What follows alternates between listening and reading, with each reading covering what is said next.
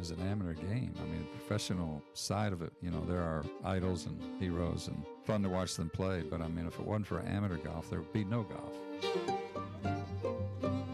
You have to remember, when you play a golf course and you're out there for 4 hours or whatever, you're only hitting a ball for 15 minutes of that. So there's a lot of time to look around. Hello and welcome to another episode of the Top 100 Clubhouse podcast. I'm your host, James Henderson, and I'm joined by Connor T. Lewis, who is, well, you're the main man. You've been podcasting for 7 years now. That's insane. Yeah, insane.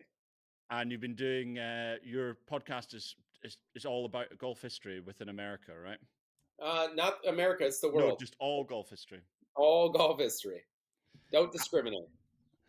Do you want to do a wee plug on what your podcast is?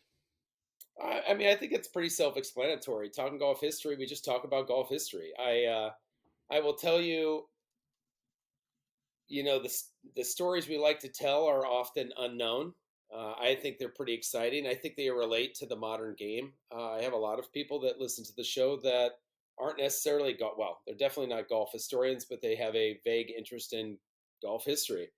And I try to tell unique stories you just aren't going to hear anywhere else. So this recent podcast, as a matter of fact, is the hidden history of the Masters, where I give people, a little bit like this podcast, a sneak peek into Augusta National, and specifically what artifacts lie inside the clubhouse and are on the grounds of Augusta National. So a lot of stuff like that. It's just stuff you're not going to hear anywhere else. Have a lot of fun doing it. Well, if you want to hear about the artifacts at Augusta, then go over to Connor's podcast. We've got you on because I know you've played Augusta a few times, and we want to hear what it's like. The first thing I want to know is, what's the aura of the place like when you arrive at those gates? I've driven past them, and they're pretty formidable from the outside. Yeah. When you arrive and walk through them, what's that aura? What's the feelings? I will tell you this: the first 2 times I played there, I couldn't find the gates. I mean, it's not like Augusta National turn here, right? It's on Washington Road. Washington Road's really busy. A lot of people may realize it during Masters Week, but you're going. I want to say it's 45 miles per hour, and there's all these cutouts, like curb cuts, and some of them are to nothing or a fence. And so the first 2 times I played it, I missed it. The other thing you need to know is you can't go on the property without your member. So if you're not, coming to the property in the same vehicle, you really have to get your timing right or be well behind them. So I believe the first time I was early, and I parked across the street and just kind of waited. And then I waited like another 5 minutes just to make sure. And then when you pull up, you give your name to a police officer guard. And yeah, they have these, I guess, mechanical, like, I don't know, barriers that go up and down before the gate. The gate opens and the barriers keep anyone from, driving through the gate, obviously. And I mean, when I think of it now, it's goosebumps and heart palpitations. It's the first time is like another world experience, because you've seen, obviously if you've gone to the Masters, you've seen down Magnolia Lane the opposite way. And so I would just say you take your time on that drive down through the magnolia trees. It's really neat. And then you come to the circle. And I'll tell you one of the craziest things about Augusta National. And the first time I was just like, what is going on?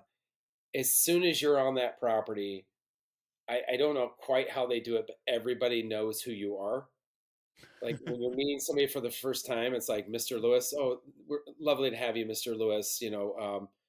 So-and-so is over here. And you're just, everywhere you go, it's just, how do you know this? It's amazing. Yeah, it's first class all the way, obviously. Well, I guess that bleeds over into when they host a tournament. It's the service levels is the best tournament in the world for that. And they obviously do it in the clubhouse for the members and for their guests. So when you park up and you wander to the clubhouse, is there kind of a concierge service? Is it just like drop the car and they look after your Yeah, bags, or is they'll it? take your bags into the room you're staying, and you're usually informed where you're staying. So the first time I was there, I was in the Clifford Roberts room or Clifford Roberts cabin. And here's another amazing fact. Maybe not directly tied to this podcast, but so I stayed in the Clifford Roberts cabin, and the very next year I went to the Masters, and I was talking to a member. I think I was with my daughter. I brought my daughter to the tournament, and the Clifford Roberts cabin is next to the pro shop, and it overlooks the first hole. So it's if memory serves, it's the last cabin before you go down the hill on the first and then back up. And so I was telling Madeline, I was like, oh, I stayed in this cabin. This was my like living room, and I used to look out on the first hole. And the member goes, well, no, that wasn't the cabin you stayed in. And I was like, well, of course it was. That was the Clifford Roberts cabin. And he's like, oh no, that whole thing was taken down over, the break from the club after the Masters. They tore that whole cabin down and rebuilt it. So that's actually not the cabin you stayed in. And I mean, it looked identical. And it's my understanding that it was torn down to build the basement level for essentially the pro shop and the expansion. That's my understanding. Those things are kind of hush hush, but the cabin that I stayed in, I apparently have never stayed in, the one that's on there, and it looks exactly the same. Well, So that's incredible, but that's yeah, the kind of level of detail this place conducts, right? I mean, I would never know. And I mean, I'll tell you the first time. So you walk, and not if you want this much detail, but I walk in the Cliff Roberts room, and every TV that they have is playing the Augusta National music, right?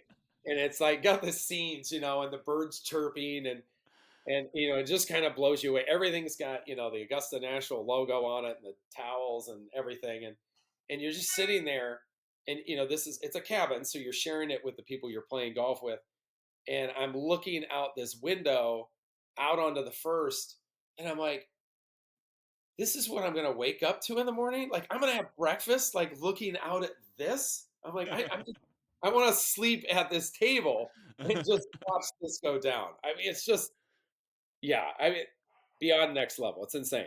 They must have struggled to get you off the property. I mean, it's really hard to leave. Like, oh, you don't want to leave. And you have to leave because you're usually broke by the time you leave the pro shop. Yeah, I can imagine. It's one of the most iconic logos, if not the most iconic logo in golf. So you just kind of have to. I'm currently wearing a hat. That's just a great example. People use it like it's a big gifting product as well. Oh my! I mean, the number has 4 zeros every time you go in there. I mean, it's thousands of dollars you spend. I can't imagine anybody could go in there and buy one thing.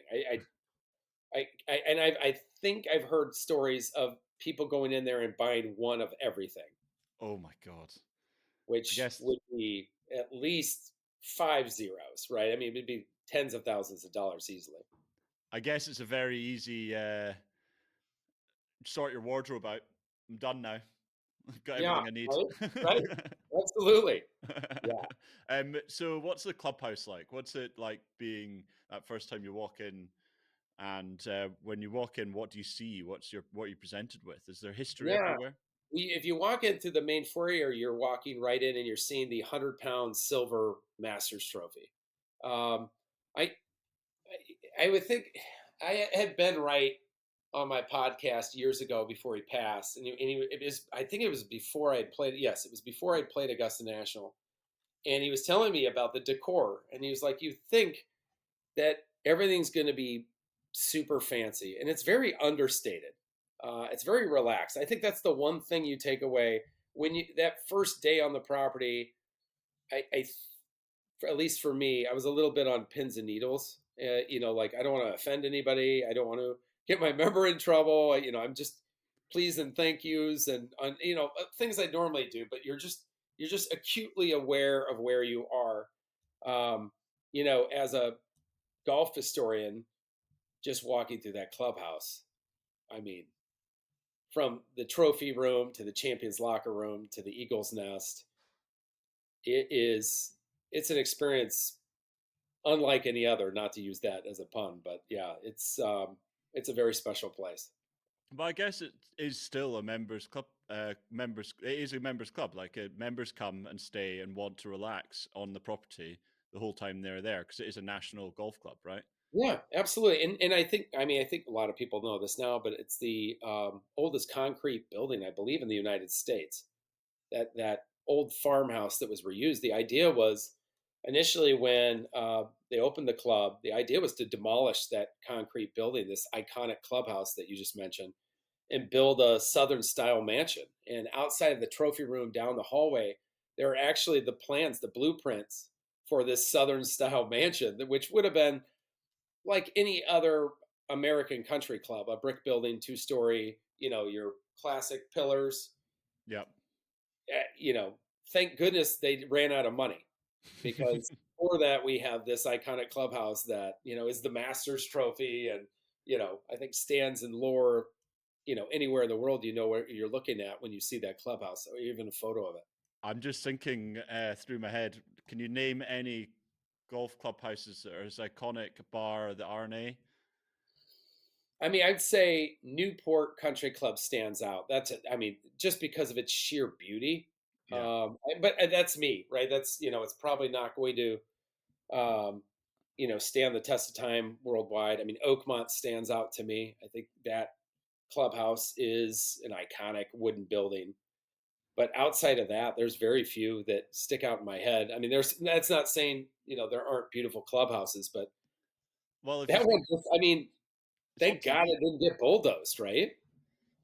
Yeah, well, it's on TV every day, every year. Yeah. And the trophy being it, everything, people walking up to it at the end of their rounds, and yeah, it's just it's so central to the Augusta story. This kind of terraced, is it 360-degree terrace around it? Yeah. Yeah. I think it's fantastic. It's such a cool building, and it's concrete. Yeah. I did Concrete. not know that. Yeah. From the 1800s. Yeah. It's the oldest poured concrete building in the United States. Does that mean does that mean it's not that big? It's not as big as you'd think. Obviously, there's been extensions to the clubhouse. The original clubhouse is the farmhouse, and there's been extensions of that clubhouse over the years that have expanded it in size. But I don't even know the square footage off the top of my head, but it's not terribly large, even with the expansions. I've obviously heard about the legendary wine cellar, but Yeah. what is the food and beverage offering like? I think you can order almost anything.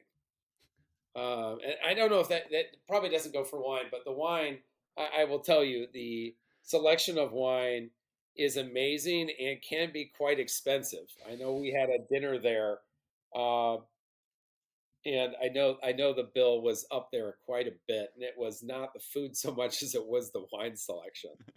So you gotta make sure you have the money on the wallet. You don't want to take the member to task by ordering a $5,000 bottle of wine, but I think it can easily be accomplished at Augusta National. It's quite the wine cellar. Um, when you're in the clubhouse eating, what's the experience? What's the vibe within the room? Are people quite separate, or is it No, clubby in its vibe?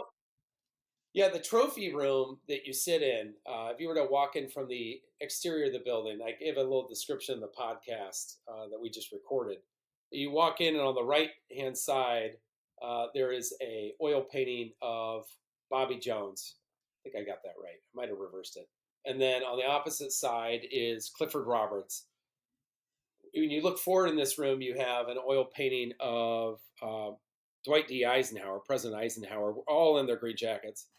And then the most commanding piece for me is in this left-hand corner are the actual clubs that Bobby Jones won the Grand Slam with. And so, I mean, if the choice is mine, I try to sit in that left-hand corner and stare at those clubs for as long as I can. It's comfortable seating. It's open. There are people talking amongst tables. You can see, you know, the shock and awe in some people's eyes of where you're at, right? There's a giddiness to it. And I'll tell you, there's a tradition. I'll share this with you on the podcast. I don't know if I've shared it anywhere else, but there's a tradition that I started with my buddy who's a member there. And the very first night we were there, the very first time I was there, it was a full moon. And so you wear a jacket and tie to dinner. And we were one of the last ones to sit for dinner. And we just finished, and we'd walked outside in this beautiful night. I mean, it's just, I think might have been May. So it was right after the Masters, and right before the club closes down. And this beautiful full moon, and it's just illuminating the entire golf course. And, I said to my, buddy, I'm like, I'm going to ask you a question. And I'm like, it's okay to say no. I expect you to say no. But I have to ask. And he's like, yeah, go ahead. I'm like, is there any way under this full moon that we could walk down to Amen Corner? And he was like, yeah, let's do it. And so, we're kind of walking down the fairways, like dodging sprinklers as we go. And it's just our, foursome. And again, it's illuminated by the moon, right? So, like, there's this eerie, Amazing. ghostly feeling in this course where, I mean, not to overblow this, but you can feel like Ben Hogan, Sam Snead, Bob Jones, Walter Hagen, like you could, I get that feeling in mist sometimes that, Yeah. I like to tell people that I believe that, ghosts play golf in the fog when we can't play. Like Yeah, that's, okay. because you can see it, like you can see the fog like move down the fairway and everything. And it had that feeling to me, that very spiritual feeling. And, we get down, we're walking down by, I guess we turned down, what was that, be 11. We're walking down 11, and in the distance you see 12. And what I didn't know, and I assume it's for security reasons, but they illuminate the 12th and 13th hole at night. And so there's these spotlights. I want to say they were UV because it felt like colored light going in on that green. And it was one of the most beautiful things I've ever seen in my life. It was shockingly, stunningly beautiful. And the fortunate times I've been able to go back, that's become part of the routine, is we go for a dinner walk. And now when we go, we invite people to join us that are out for dinner and the other member. And it's funny, I guess a lot of people don't do that. My member had never done that before we made that trip. And What I cool don't know. tradition. I mean, listen, I mean, being on the property is amazing. Playing Augusta National is obviously amazing. But if you told me for the rest of my life that I could only go to Augusta National not to play, but just to take that walk, I would accept that with pure happiness. Like, I It's just like think stunning a walk. it's just, I think it's the anticipation, and it's seeing something that your eyes don't normally see, right? You've seen the 12th and you've seen the 13th a million times. I mean, Yeah. probably more than a million times. But how many times do you see it at night? And how Yeah. many times do you see it under? Now, it's not always a full moon when I've been there, but to see it in that full moon, the illumination from the moon that's like lighting up the fairway in like this a blue hue, and then in the background, it's like the curtains were, pulled, and all the lights are on this main stage, which is the 12th hole. One of the most beautiful things I think I'll probably ever see. I mean, I'm a golf lover, so I'm obviously biased there, but I, on my deathbed, I'll remember that. Well, it makes sense, right? Because Augusta has been probably the prettiest golf course in terms Yeah, of maintenance for God knows how long. And I don't think it's going to lose that ever. yeah, But also the spiritualness of it. You get it when you go to the RNA or to Honourable Company or wherever. But I can imagine, because of the access being so much tighter within Augusta than it is at the RNA, there's almost an extra air because of that. There's a, I don't know, it sounds incredibly spiritual, especially for someone like yourself and myself. Yeah, I mean, I guess you could say access is plentiful during Masters Week, but yeah, I think maybe that's the other component of it is being out there on that golf course when there's nobody on that golf course, when there's no noise, the birds are asleep, just this full moon, and four gentlemen walking down a fairway to share this experience. It's You could write a book about it. Well, let's talk about the. So, do you turn up on the day you're playing? It depends on your member, and it depends on what time your member shows up. I think most of the time I've shown up in the afternoon, check in. Sometime if it's usually I think it's usually after lunch, and then we'll go play the short course. So I've played both renditions of the short course before Fazio redid it, and the one that was there prior. And then you're kind of like hang out, and then it's getting close to dinner time at that point, and then it's the walk down to Amen Corner in the night, a good night's sleep, and then wake up and yeah. I'll say this now. It's funny because I've changed the way I hit my wedges. So this is kind of a funny story. If you'll oblige me, I'll tell you a little story about Yeah, absolutely. my first round. So, we wake up and, we've got this round. It was like 8, 9 a.m. or something like that. So we get breakfast and we go out to the range. And so you don't use the range you see the pros hit, or nobody hits on that. That's only for the tournament. So the range that you hit is kind of near Magnolia. Not a very large range, but, very adequate for a amateur golfer, obviously. And so we're hitting balls and, you've got the nerves already because you know what's coming. So my member friend, we hit balls, and he always likes to play the short course before he goes to play the big. And I'm like, that's great, right? It's fun.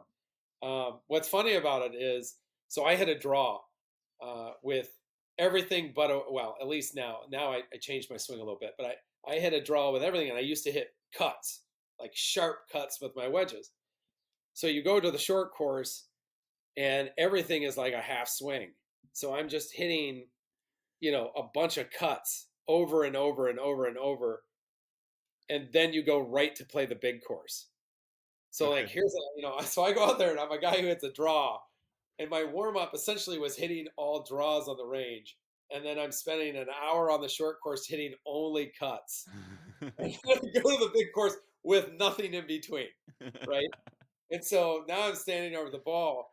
And again, it's your first time playing Augusta National, and you're not playing from the back tees, you're playing from the members tees, which aren't as foreboding. But I'm sitting there like, I don't like, this is not my normal warm-up routine, right? It's like, so it's changed.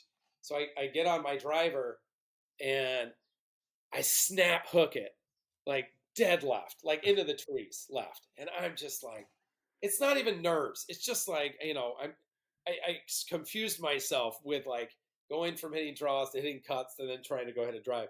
So I put it in the trees. Caddy comes with me in the trees, and I'm like, hey, let's just take our medicine here. I'm gonna punch one out. Let's see if we can get up and down, or we get a bogey or whatever. And he goes, "Did you come here to lay up?" And I'm like, "Oh, come on, man! I mean, like the trees are like this. Like, there's a hole like the size of maybe 4 golf balls that I have a shot at getting the screen." And I go, "Really? Like you think?" And he's like, "Oh, I think you got this shot." And I'm like, "Oh yeah, okay. I'm at Augusta National," and it's like ping, ping, ping, ping, ping, ping, like all over the place. And I double the first hole, so I go to the second hole, par 5, dogleg left, and snap hook another drive. Now on 2, there are a lot of options. A snap hook is not one of them. What you don't realize from the fairway, it might be 50 feet from the fairway down to wherever that is in the pine straw.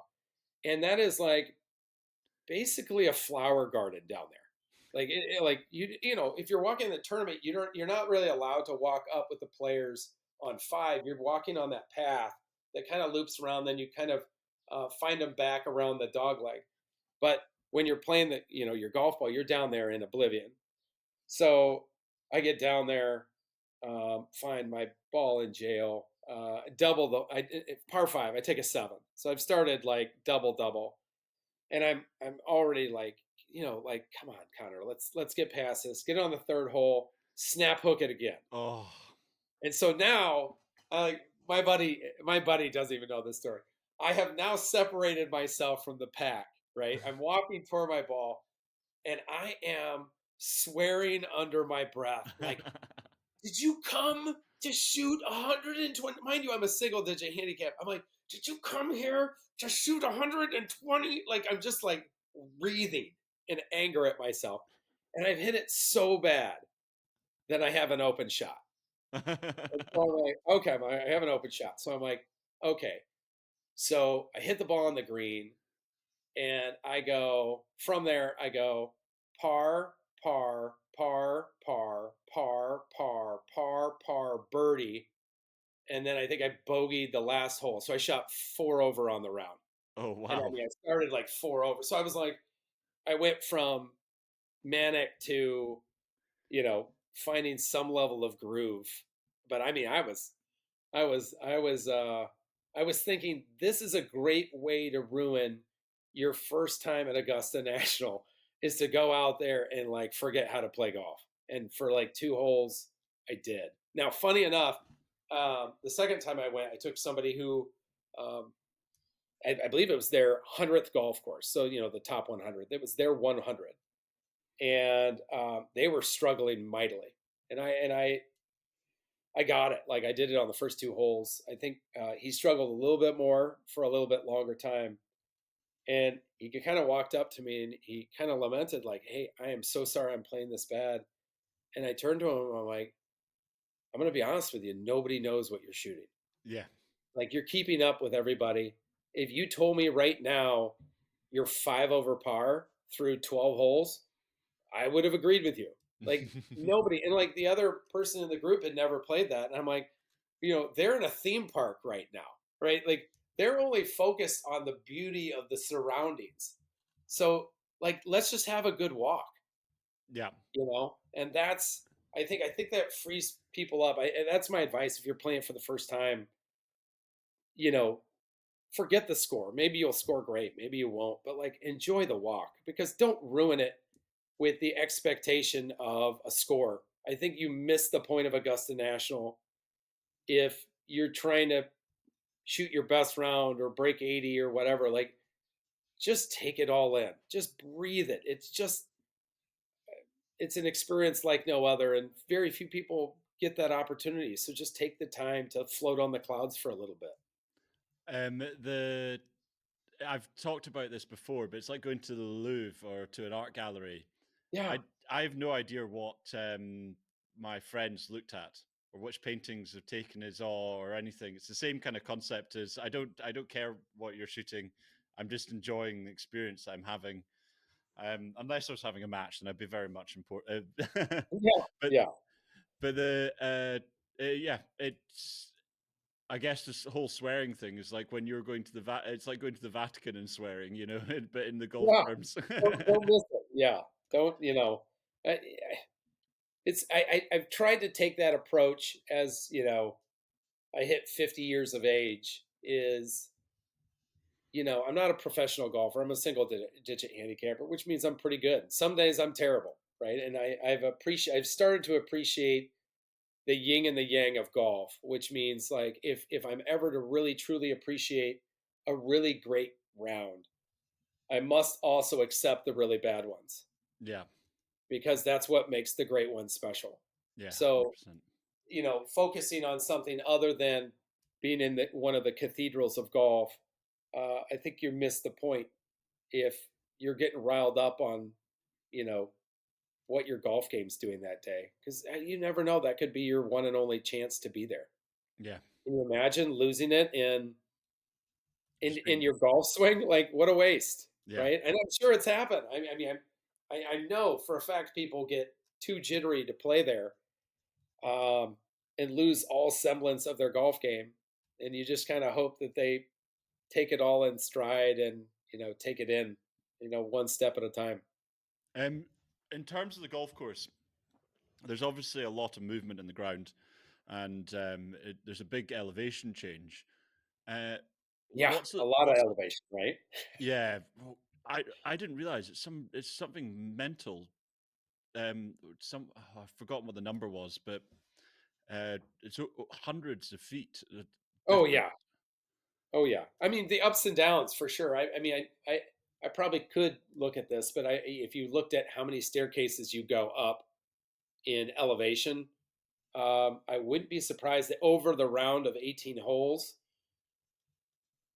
if you went up 20 stories, like climbing 20 stories worth of stairs, if you were talking about the ups and downs of all the undulations all the way through, if it exceeded that, I wouldn't be shocked. I know when you're walking up 18, your legs are feeling it.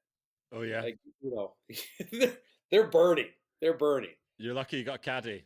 Exactly. No kidding, right? Absolutely. You imagine how strong those caddies are. Yeah, I've heard they're obviously very legendary. The caddies at Augusta. There's even with what's his name, Bill Murray, mortalizing them in the Looper. Yeah.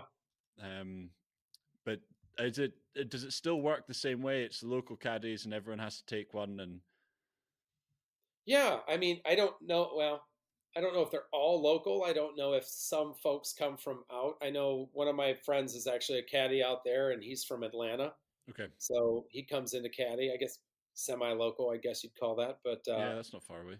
caddies are a big part of the Augusta National story. And, you know, I try to spend about half my time with the people we're playing with and the other half talking to the caddies about what stories they can share. And that's almost anywhere I go because, a good caddy story's uh, definitely worth reveling in. What is what for an amateur? Mhm. A good amateur. What's the hardest shots on the golf course? Where would you say that the most demanding shots are?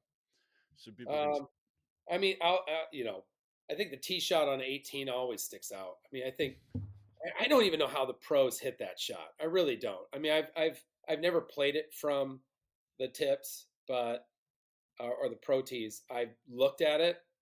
Um, it's insane. I don't fathom that. As a person that hits a draw, it's define me.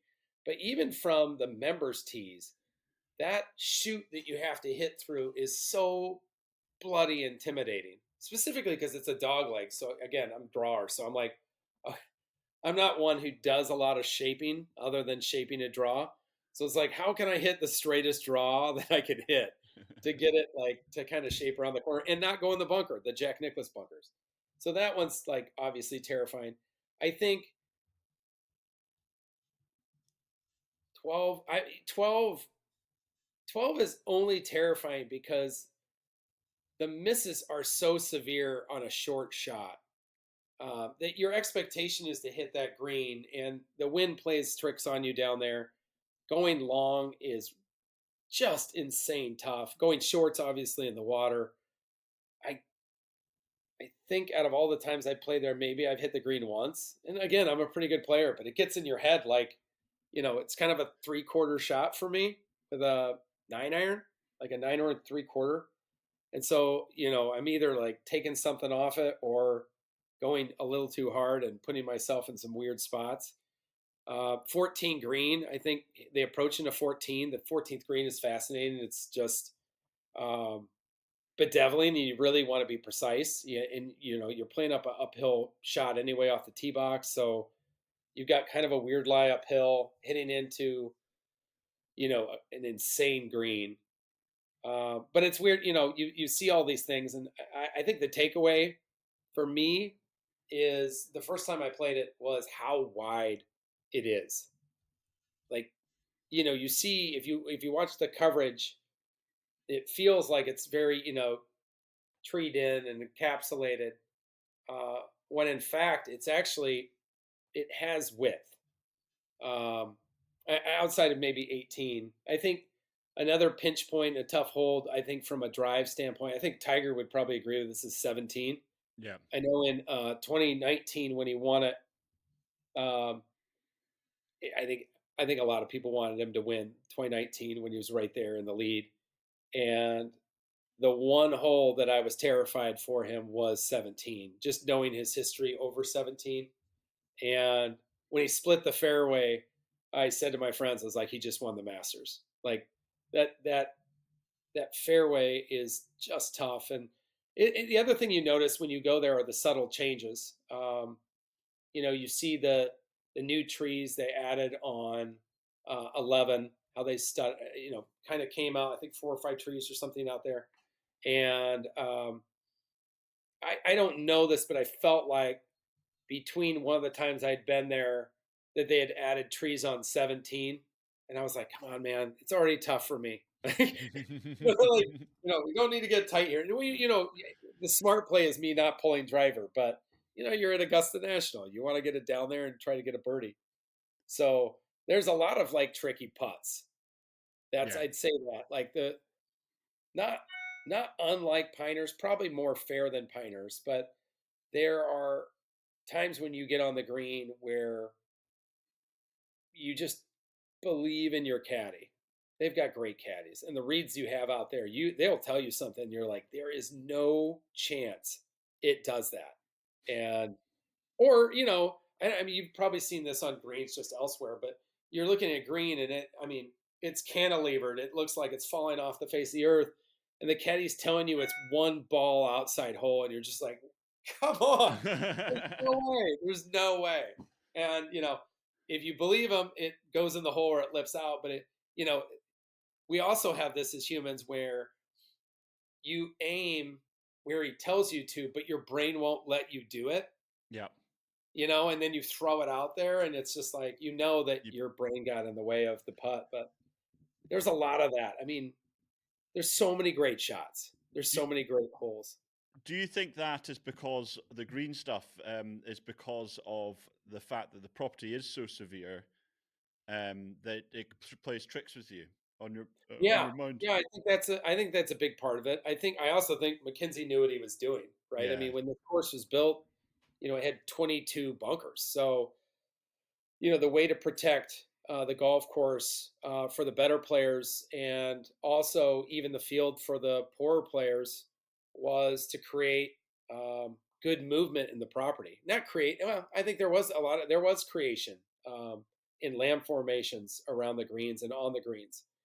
And so I think a lot of that plays a pretty big part in, that too. I think there's some trickery afoot. Alistair McKenzie was a master in camouflage during World War II.